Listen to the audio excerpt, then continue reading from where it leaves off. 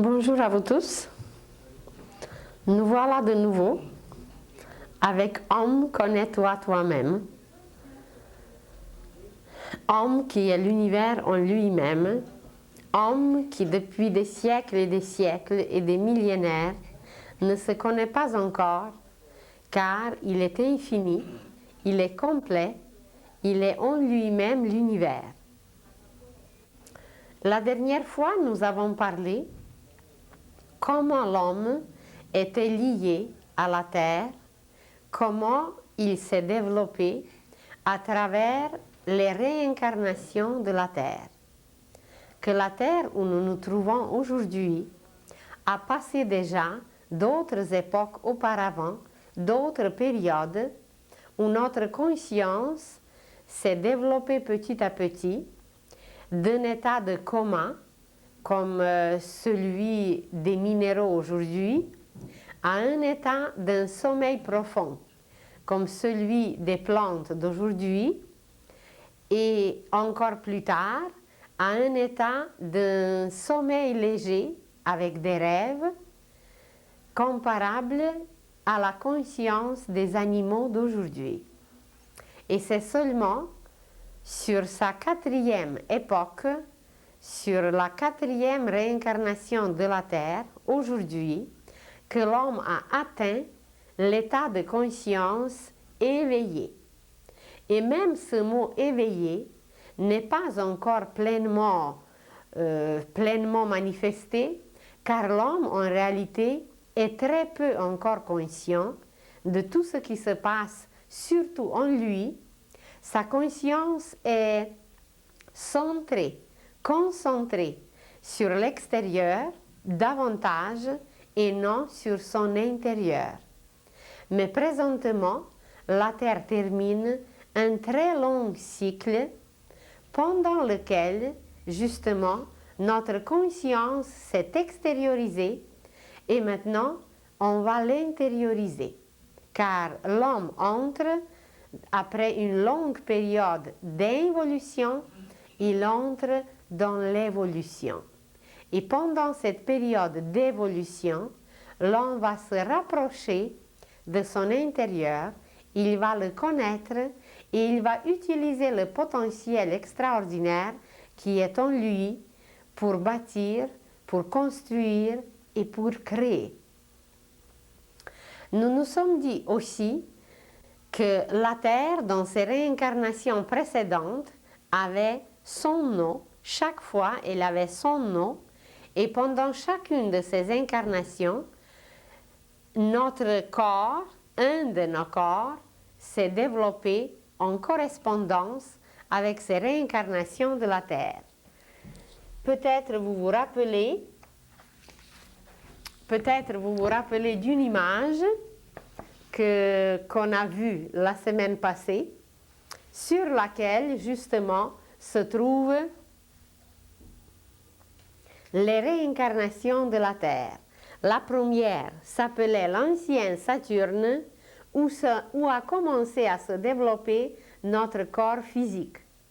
La deuxième s'appelait l'ancien Soleil, où a commencé à se développer notre corps éthérique ou vital.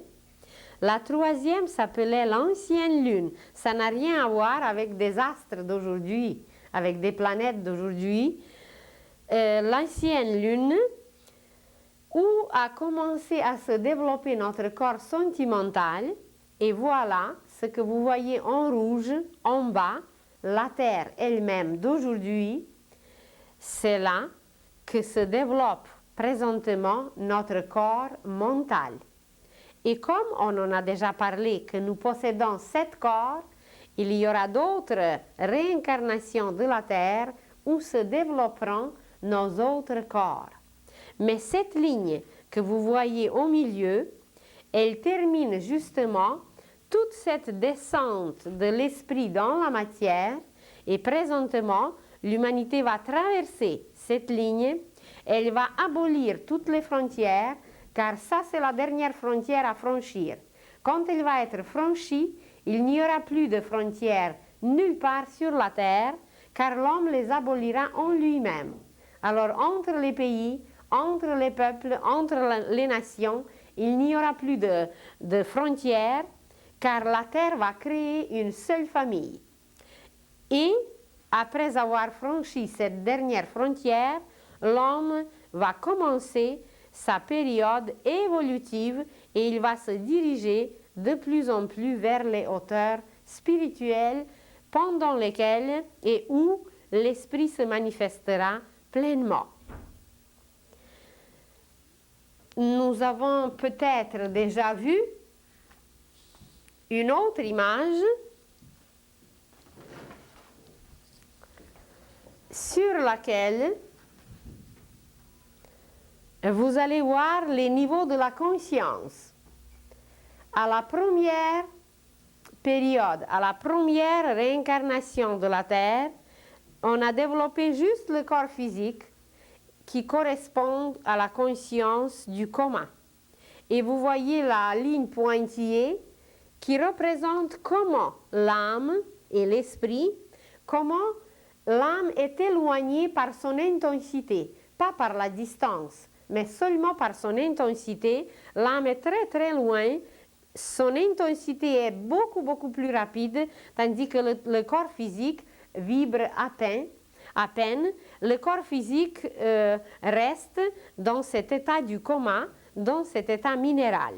Sur l'autre rubrique, vous voyez un rapprochement où se développe le corps vital qui correspond à la conscience du sommeil profond et il y a encore quand même un espace, une intensité qui est assez lointaine qui sépare nos corps de notre âme. Mais à la troisième réincarnation, le corps astral se développe et ça rapproche davantage l'âme au corps et c'est seulement à la quatrième, ici au bout, où la conscience est éveillée, l'âme pénètre le corps et c'est à travers notre mental que nous allons rejoindre l'esprit, que nous allons capter toutes les possibilités, toutes ses capacités, tout son potentiel et nous allons le manifester ici, dans la matière, sur la terre. Nous nous sommes dit aussi que chaque incarnation de la terre est composée des époques. Et un cercle que vous avez vu, qui représente la terre aujourd'hui, ce cercle est composé de 7 petits cercles qui représentent 7 époques. Elles s'appellent comme ça, ce sont les époques. Et la première époque de notre terre, de la réincarnation présente de la terre, elle s'appelait l'époque polaire. L'époque polaire où la terre présente était en formation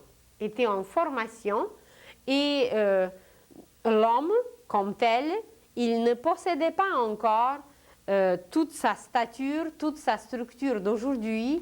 Il était en état de descendre dans la matière, sur la planète, mais son corps physique n'était pas encore organisé comme présentement.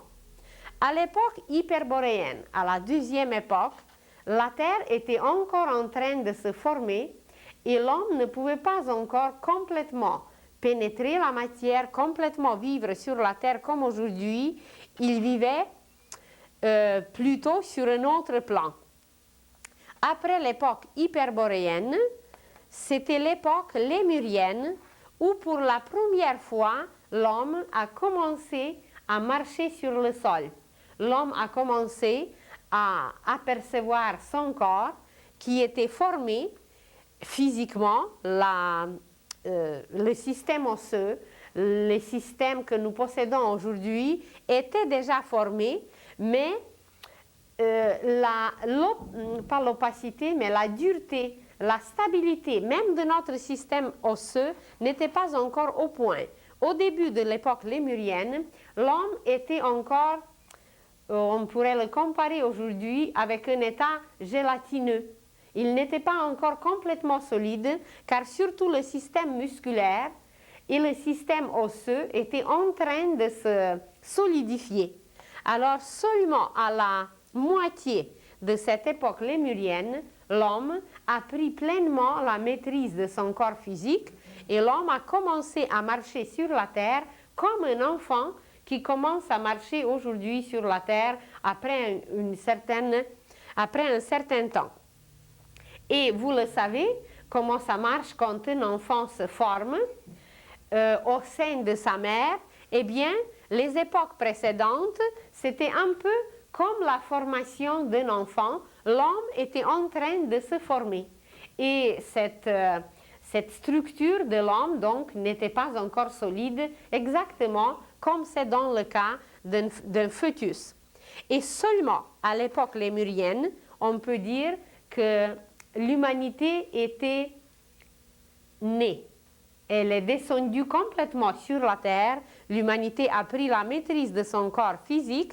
Elle a commencé à marcher. Elle a commencé à manger. Et comme nous avons parlé, je crois, déjà de l'alimentation, on en a dit qu'au début, l'homme, avec son système digestif, il ne pouvait pas encore absorber des aliments solides.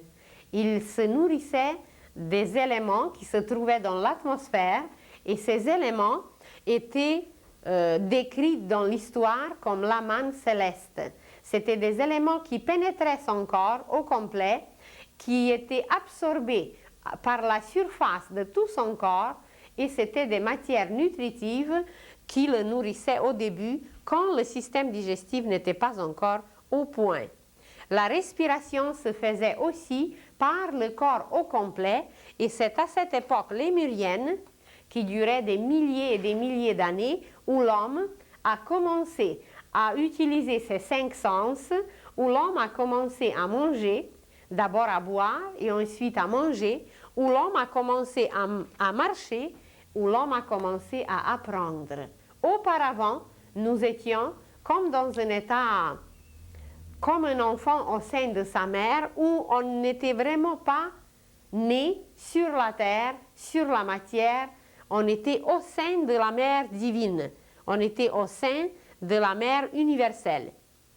Et depuis cette époque lémurienne, l'homme acquiert des connaissances, l'homme commence à bâtir sur la terre, à se bâtir lui-même de plus en plus consciemment, où il utilise ces 5 sens qui sont liés à l'analyse.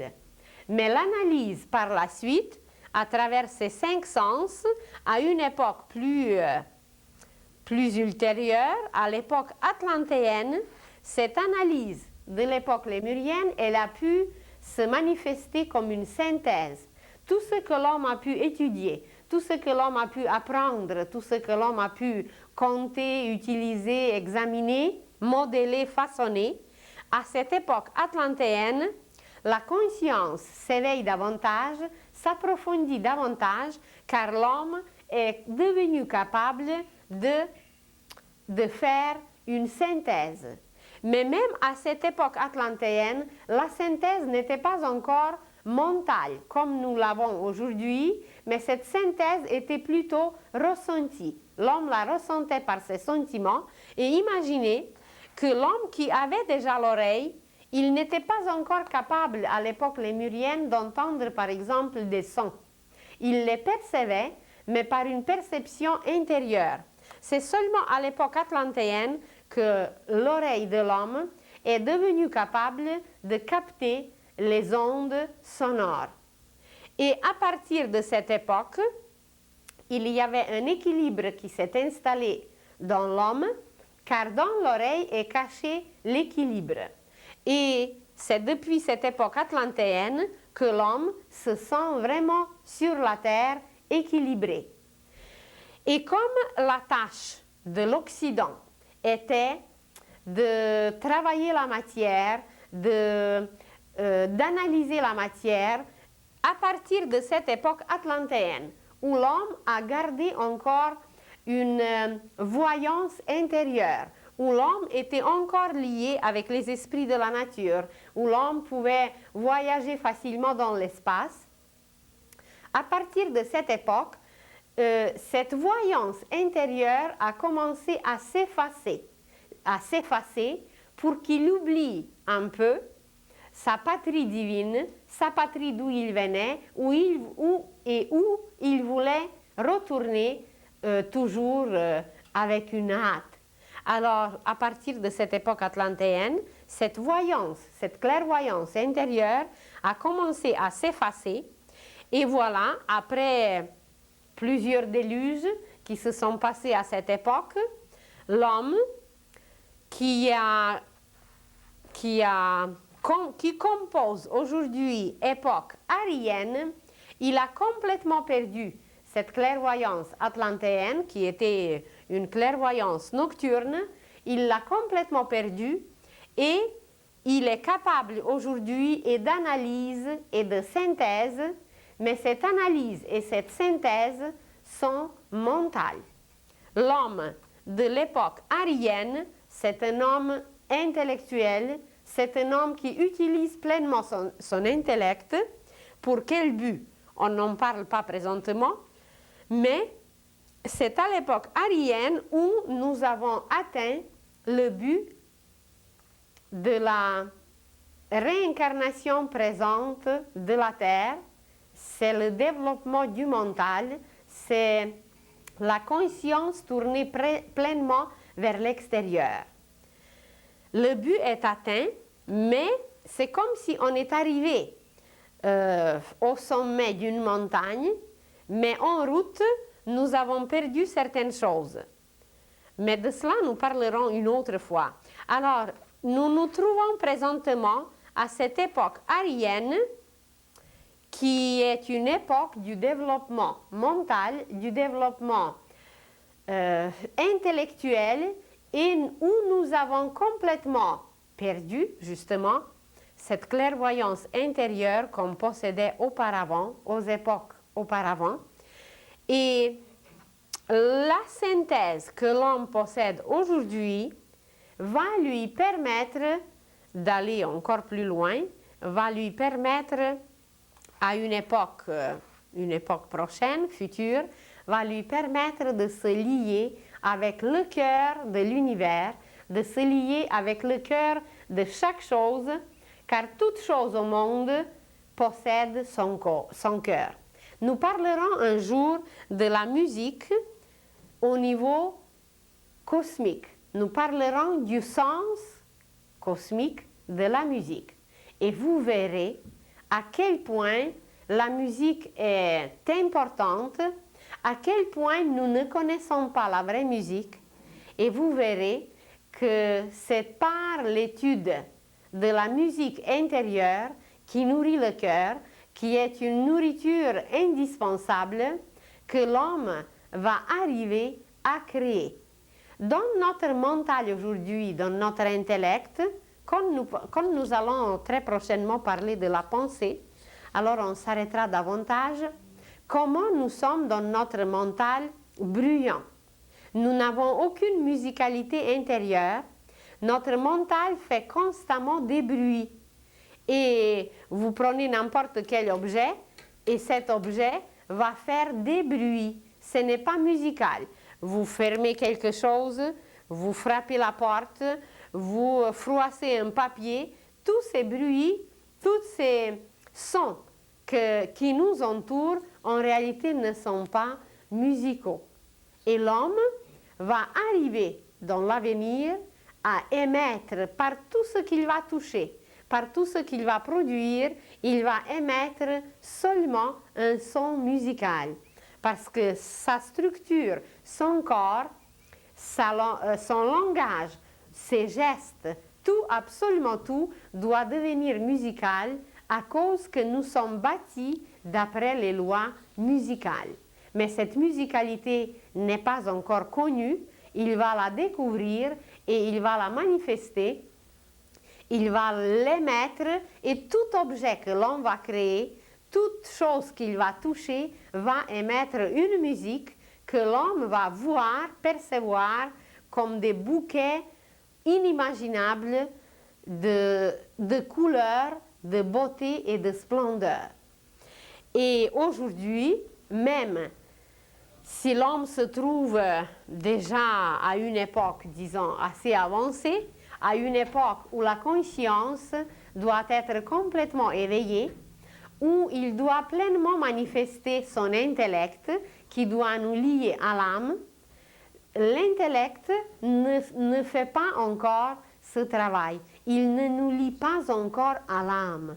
Et quand nous allons parler de la méditation, vous allez voir que l'intellect, c'est un appareil extraordinaire et cet appareil n'est pas utilisé aujourd'hui comme il devrait, car c'est par l'intellect que nous devons nous lier, que nous devons capter de notre âme son plus grand génie, ses plus grandes capacités, car elle connaît tout.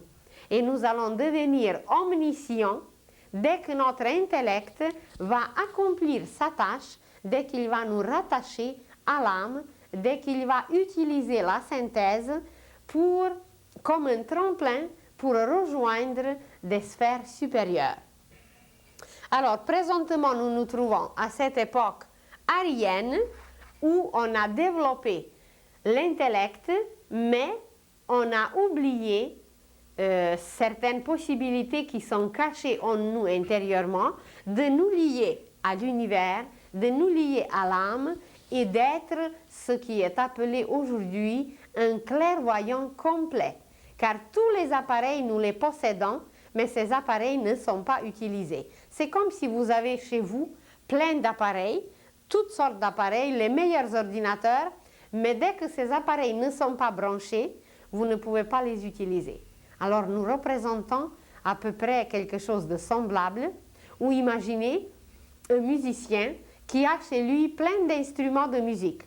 Mais c'est seulement quand il les touche, c'est seulement quand il les connaît qu'il peut jouer et jouer et faire une musique extraordinaire. Alors l'homme, c'est un musicien, l'homme, c'est une âme avant tout, mais il n'utilise pas ses appareils, il n'utilise pas ses instruments, donc il ne crée rien. Car par cette utilisation de ces instruments, il va commencer à créer.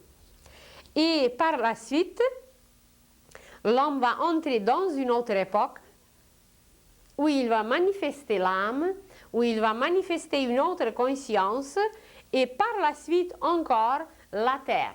La terre d'aujourd'hui, elle va avoir encore un autre petit cercle, une autre petite époque qui va durer des milliers d'années évidemment, et de cette façon, tout le cercle de la terre va être terminé. L'image que vous voyez, il correspond à un chandelier juif. Le chandelier juif a 7 parties, a 7 chandelles, et que voilà, ces époques que vous voyez ici sont présentées justement par un chandelier juif. Vous allez dire, comment se fait-il que chez les chrétiens, c'est juste 3? C'est que les chrétiens représentent ou présentent la nature trine de tout ce qui existe. C'est le Père, c'est le Fils et Saint-Esprit.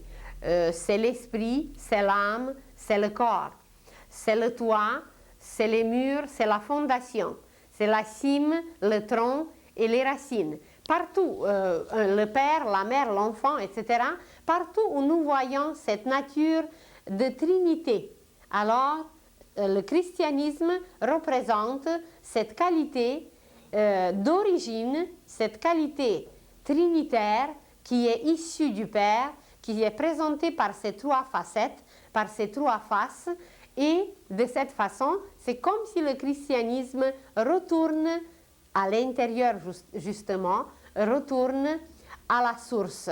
Tandis que la Bible, surtout l'Ancien Testament, où il y a partout, on nous parle du chiffre 7, eh bien c'est encore ce chandelier juif qui nous exprime les époques de la terre, qui nous exprime les périodes de la terre, qui nous exprime les réincarnations de la terre. Partout on nous parle de 7 anges, partout on nous parle du chiffre 7, on nous parle de 7 sceaux, on nous parle de 7 trompettes, alors ça a une correspondance avec les époques de la terre.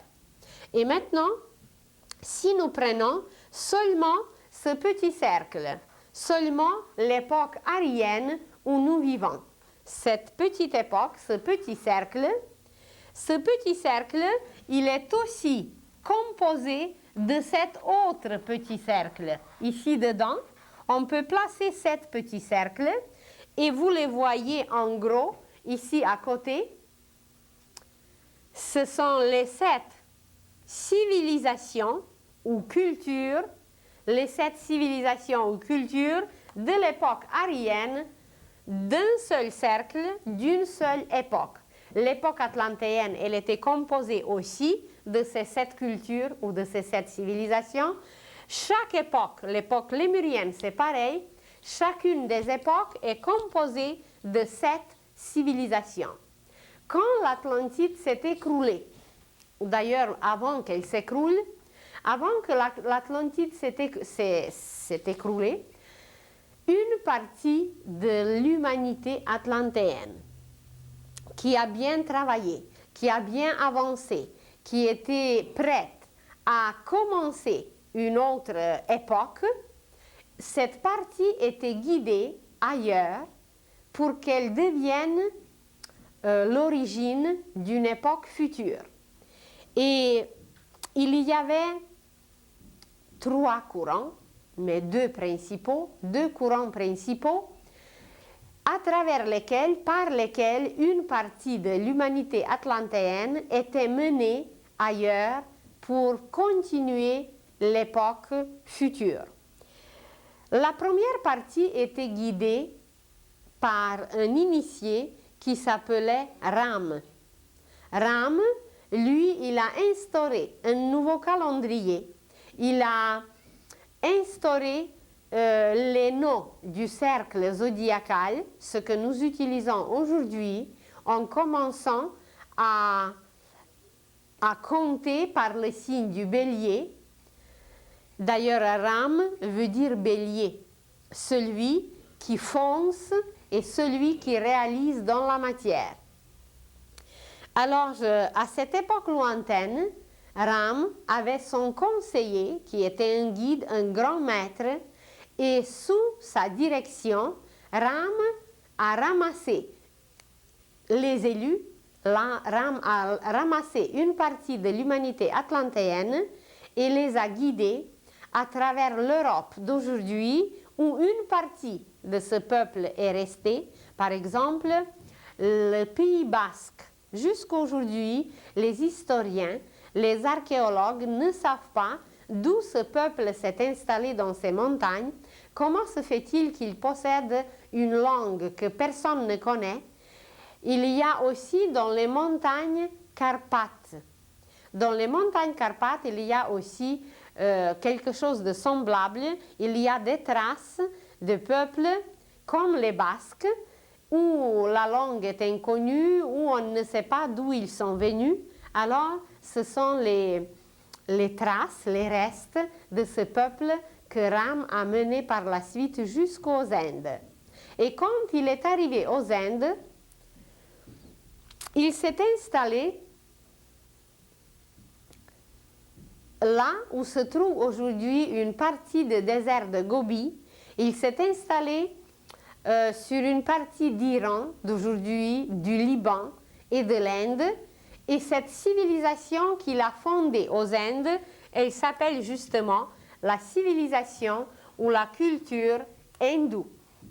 Et cette civilisation, cette culture hindoue, elle représente le premier petit cercle de l'époque aryenne. Cette époque aryenne a commencé par la civilisation hindoue, qui était la première époque post-atlantéenne, qui était la première civilisation qui a donné les racines à l'époque aryenne présente. Et cette époque hindoue, ou plutôt cette civilisation hindoue, elle était très florissante, car ce peuple qui venait de l'Atlantide, il possédait des connaissances inouïes. Et Ram lui-même, il connaissait la façon de gouverner, mais une façon harmonieuse. Et ce qu'il a installé aux Indes s'appelait la synarchie. La synarchie, c'est le contraire de l'anarchie. Et ceux qui connaissent le livre de Saint-Yves d'Alvèdre, le livre qui s'appelle La mission de l'Inde, il y a aussi un autre livre, La mission des Juifs. Ils ont pu lire dans ces livres l'histoire de Ram, l'installation de la synarchie, jadis, ça fait déjà des milliers d'années, 3-4 000 ans avant Jésus-Christ, et que voilà, il a installé quelque chose qui va de nouveau revenir sur la terre très bientôt. Avant la fin de ce siècle, encore, l'anarchie sera complètement abolie et une synarchie, une nouvelle façon de gouverner par les grands initiés, va être installée sur la terre. Alors nous sommes très liés à cette époque de Ram, car justement, nous allons rejoindre, dans une certaine mesure, nous allons rejoindre certaines connaissances, certaines réalisations que lui, il a fait au début même de nos civilisations, de cette époque aryenne, où lui-même, Ram, il a instauré cette époque aryenne sur la terre. Arye, c'est justement bélier. Alors, c'est une époque de la réalisation dans la matière. Et pendant des milliers d'années, il a réussi à garder cette synarchie, mais comme l'homme n'était pas encore prêt, ni dans son mental, ni dans ses sentiments, de continuer harmonieusement, alors il est retombé de nouveau dans l'anarchie, dans l'inharmonie qui dure jusqu'à aujourd'hui et qui détruit la terre de plus en plus. Et nous serons les témoins, nous tous, nous serons des témoins des changements inimaginables qui vont s'opérer, qui vont se produire sur la terre d'ici la fin du siècle, et le système harmonieux, le gouvernement harmonieux appelé synarchie va être amené de nouveau sur la terre. Après cette époque hindoue, une nouvelle civilisation est apparue et c'était la civilisation perse. C'était la civilisation perse qui était caractéristique par une dualité. Pendant la synarchie qui était guidée par Ram et pendant toute cette civilisation hindoue, ce qui régnait sur la terre, c'était l'unité. Car synarchie par elle-même, l'harmonie par elle-même, liait l'homme à Dieu. Il ne connaissait que seul Dieu unique et c'était l'unité, c'était un qui régnait.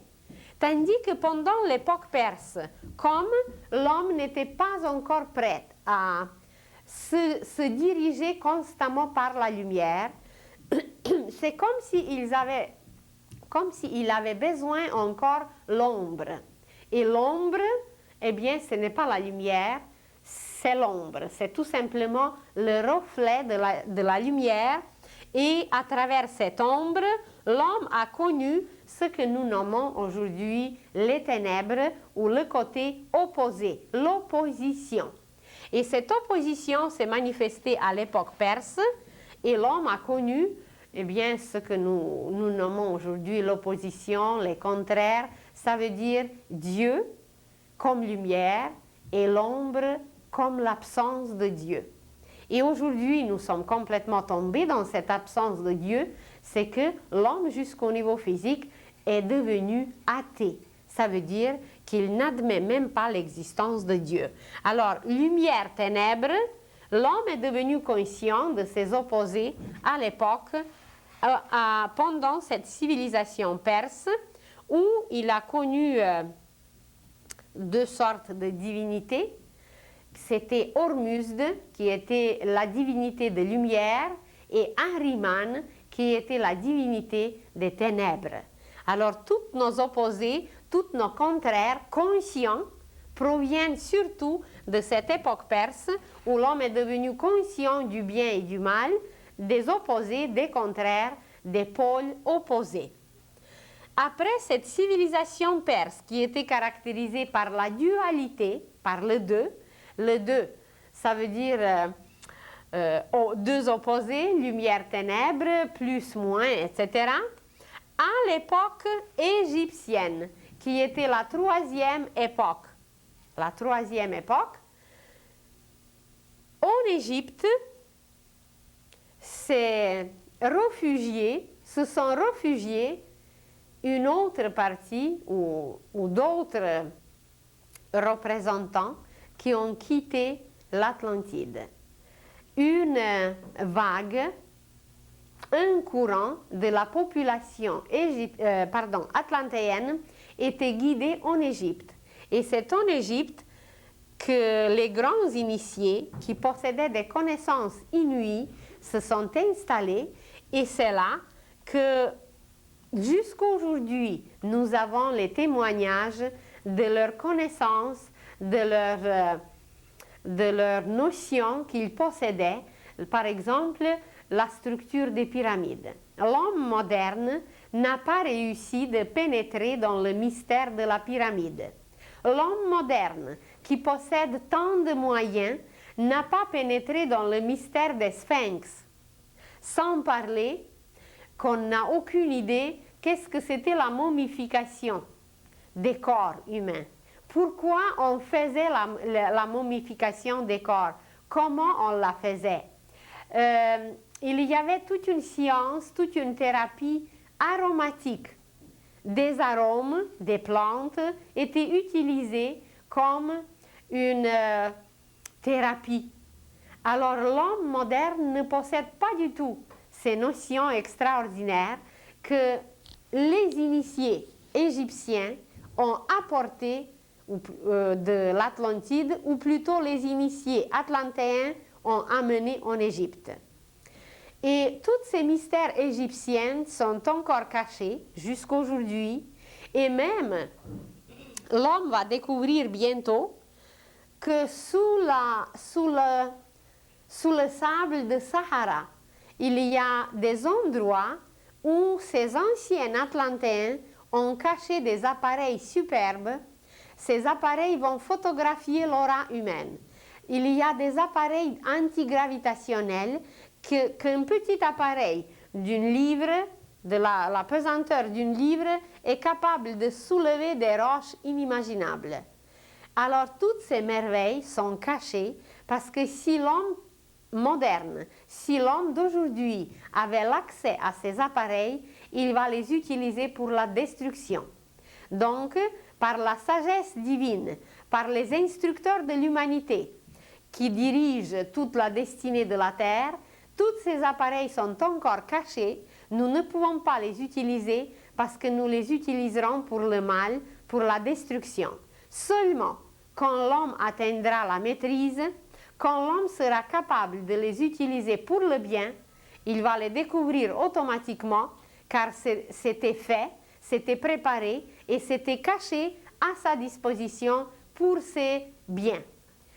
Alors, imaginez seulement comment les Atlantéens possédaient cette clairvoyance, quelles connaissances mystérieuses et merveilleuses ils avaient pour bâtir toutes ces merveilles qu'on retrouve aujourd'hui à travers l'Orient. Si vous allez par exemple au Cambodge, si vous allez au Pakistan, si vous allez au Tibet, on découvrira non seulement les temples qui sont bâtis sur la terre, mais il y a des temples souterrains. Il y a des tablettes, il y a des textes dont on n'a aucune idée de leur richesse, sans parler de tout ce qui est visible en Égypte, sans parler de tous ces mystères que l'homme moderne n'a pas réussi de pénétrer. Et c'est pourquoi, parce qu'il n'est pas lié avec le cœur de ces mystères. Quand il va se lier avec le cœur d'un arbre, quand il va se lier avec le cœur du sphinx, quand il va se lier avec le cœur d'une pyramide, eh bien, toute la structure mathématique, kabbalistique d'une pyramide lui sera révélée. Car c'est par ce lien qu'il va pénétrer, qu'il va voir clairement comment les pyramides étaient bâties. L'homme n'a aucune idée que les pyramides sont indestructibles. que même s'il se passe un tremblement de terre ou quoi que ce soit, il y a des pyramides qui sont bâties d'après les vraies lois cosmiques.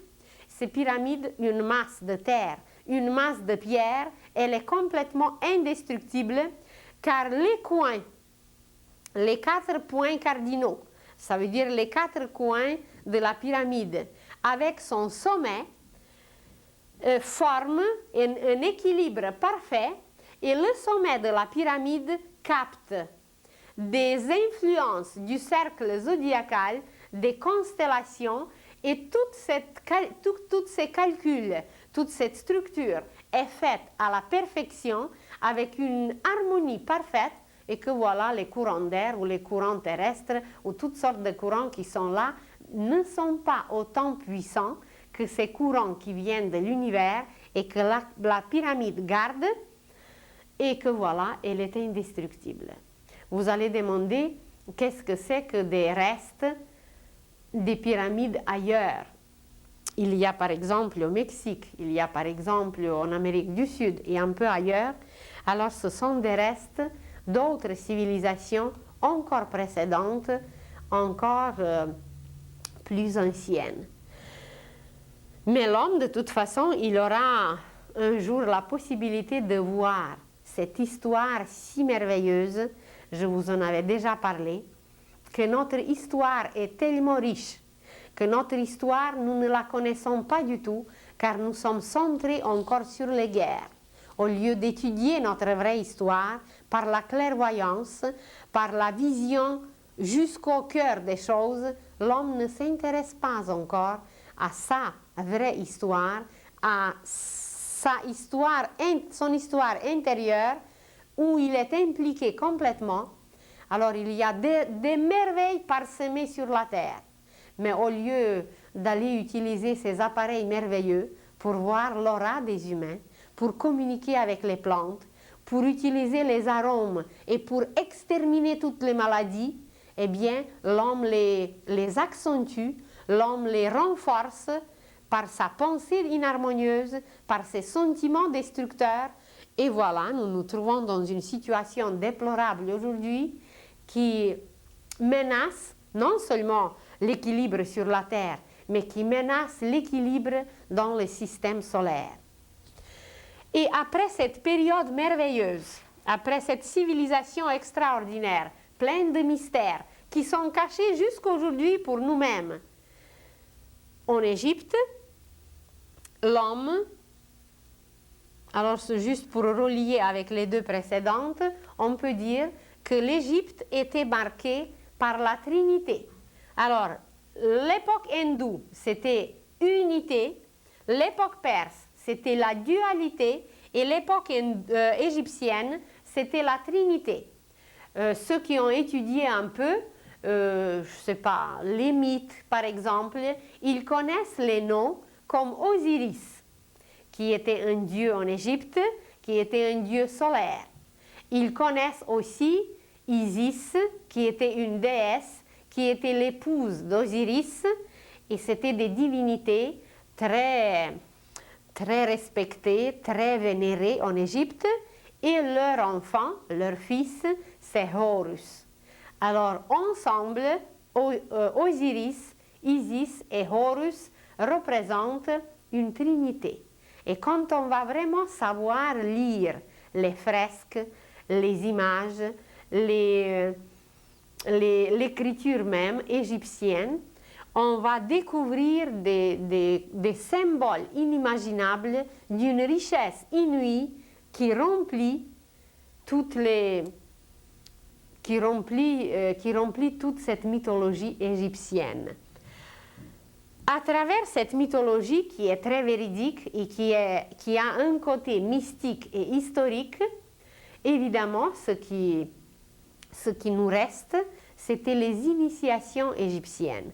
Nous en parlerons une autre fois beaucoup plus en détail, car les personnages les plus célèbres de notre histoire, les philosophes, les grands mathématiciens, les grands poètes de jadis, ils ont tous passé par les initiations égyptiennes. Orphée, Pythagore, Socrate, Platon, Aristote et toute cette élite de l'humanité a passé par l'Égypte. Moïse, par exemple. Moïse, il a appris des choses inimaginables. Il a passé par des initiations égyptiennes et que voilà, il est devenu un messager de Dieu pour tout l'Ancien Testament, pour toute une civilisation, pour toute une période. Il a accompli un rôle merveilleux après avoir passé ces initiations égyptiennes. Et voilà, l'unité, dualité et trinité. Après cela, l'humanité entre dans une autre civilisation qui n'est plus ni l'unité, ni dualité, ni trinité, mais qui est pluralité. C'est multiple. Ce n'est plus un dieu, une déesse et leur fils, mais c'est l'Olympe, la civilisation gréco-latine, surtout la civilisation grecque, qui est la quatrième chandelle sur le chandelier juif des 7 degrés. Cette civilisation grecque a apporté énormément au niveau de la pensée. Et la pensée humaine s'est renforcée énormément avec les philosophes grecs, avec tout ce développement de la beauté, de la splendeur, de la culture grecque. On dit que depuis Socrate, aucune nouvelle pensée n'est apparue sur Terre. Alors imaginez que jusqu'aujourd'hui, ça fait déjà des milliers d'années, aucune nouvelle pensée. On utilise, on rumine toujours et de nouveau tout ce qui a été créé, qui a été donné à l'époque grecque. Cette époque grecque qui a manifesté une floraison dans la matière par la sculpture, par la peinture, par toutes sortes d'arts.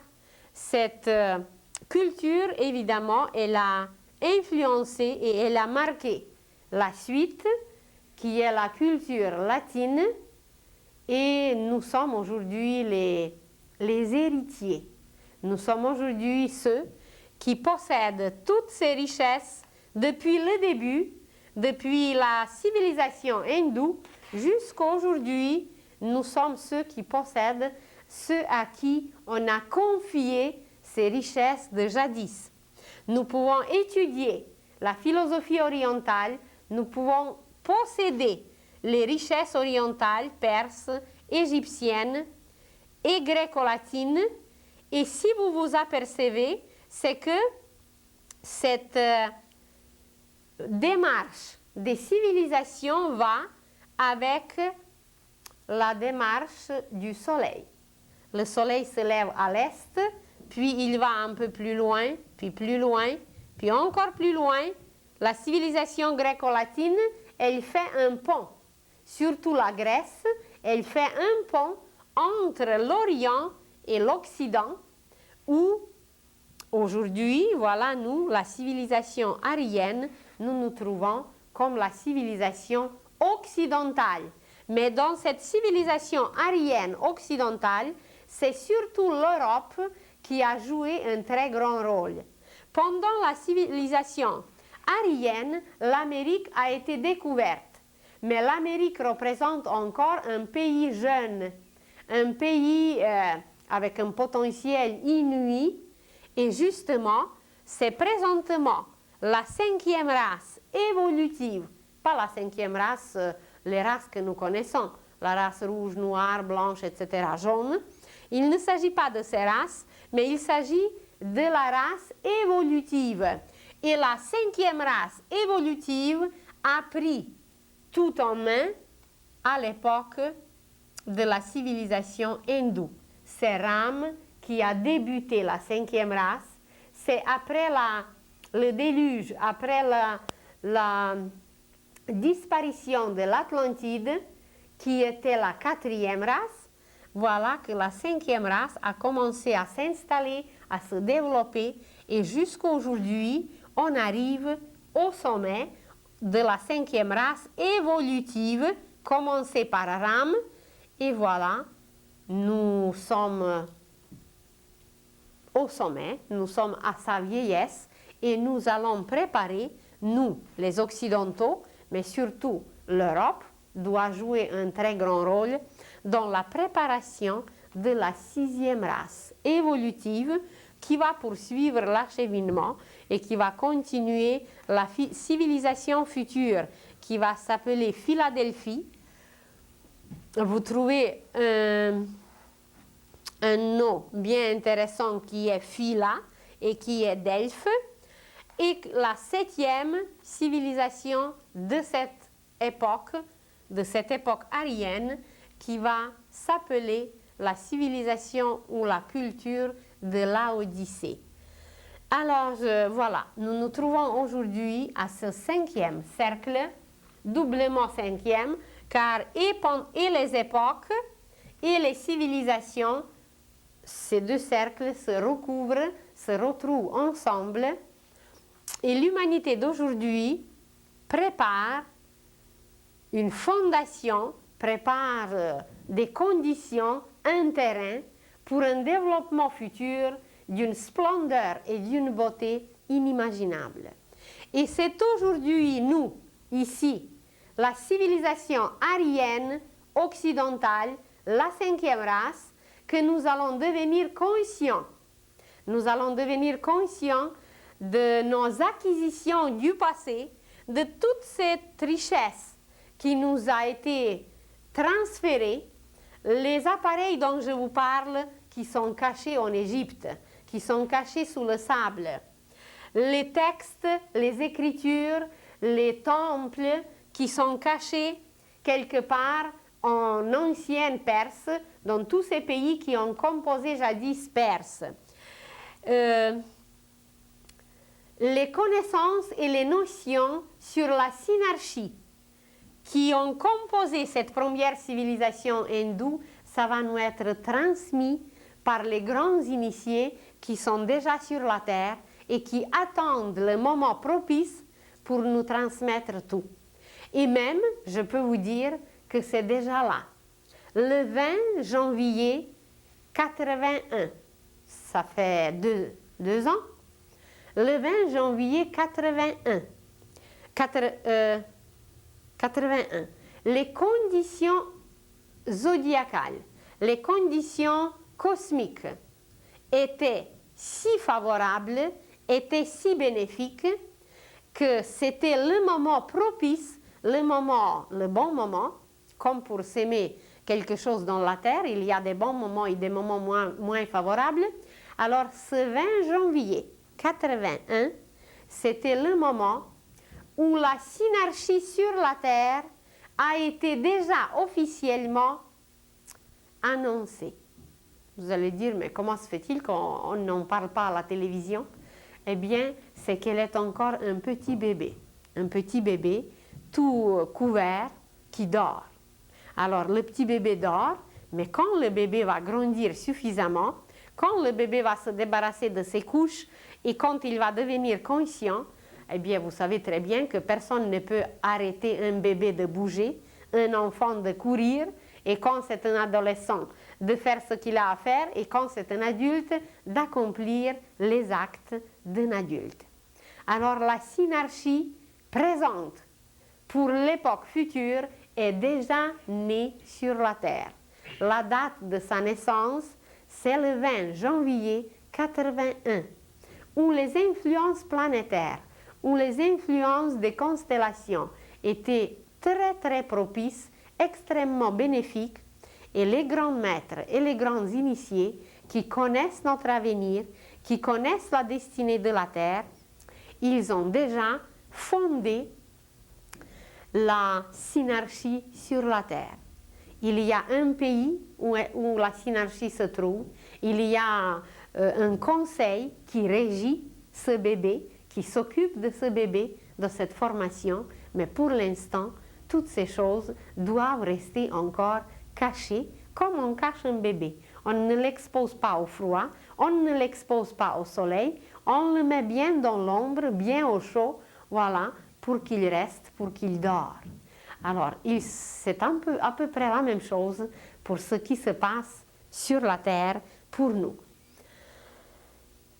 Et voilà, de cette façon, l'humanité va revenir sur son histoire, elle va apprendre les richesses qu'elle possède, elle va les découvrir et à l'extérieur, mais avant de les découvrir à l'extérieur, elle doit les découvrir à l'intérieur. Et c'est par un travail sur nous-mêmes, sur notre pensée, sur nos sentiments, sur notre pureté, que nous allons acquérir toutes ces richesses. Je vous remercie beaucoup pour aujourd'hui. Je vous souhaite bonne semaine et à la prochaine.